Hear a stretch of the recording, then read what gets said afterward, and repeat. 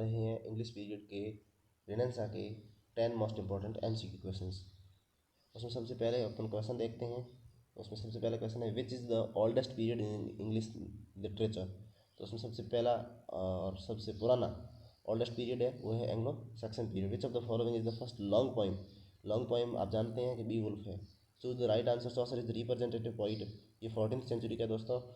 Who is known as the father of the English poetry. English poetry का father किसको कहा जाता है? सीधी सी बात है, चौसर को ही कहा जाता है। Who is the father of the modern English poetry. Modern English poetry का भी जॉफरी चौसर ही है।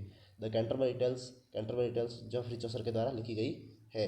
The Canterbury Tales is as alive today as it was 16 years ago. ये अपीलिंग के तहत आएगा। और जॉफरी चौसर ने लिखा था the Canterbury Tales. And who is considered the father of the English poem. इसका भी होगा Geoffrey Chaucer. Who translated the Bible into English for the first time. सबसे पहले जॉन वाइक्लिफ ने लिखी थी। थैंक यू दोस्तों, सब्सक्राइब माई चैनल।